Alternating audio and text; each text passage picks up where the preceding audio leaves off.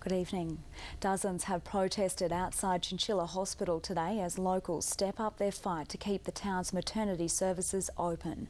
Some women have already been forced to drive 2 hours to give birth, and the Rural Doctors Association says lives are being put at risk.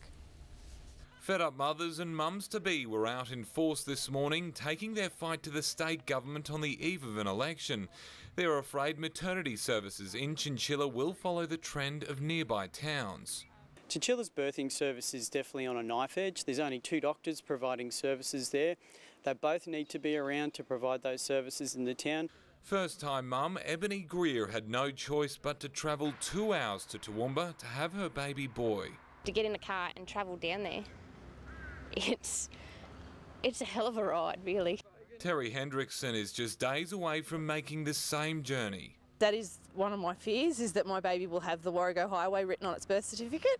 She can't understand why the vital health service has been stripped back while the town has experienced dramatic growth. I came before the boom started and there were more doctors here then than there are now. More babies are dying and mums are getting sick if you don't have the appropriate services locally in town.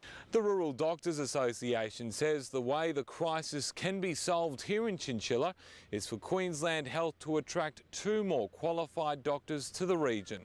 There is a risk, I acknowledge the risk, and so therefore we need to do something about the risk. Peter Bristow says if the funds can be secured, they will begin looking for a doctor with the required obstetrics training. Meanwhile, the LNP says maternity services will be a priority. Well, we'll be doing everything we can to attract doctors. We want to make Queensland Health an attractive place to work. We want Chinchilla to be an attractive place to work. Daniel Circum, WIN News.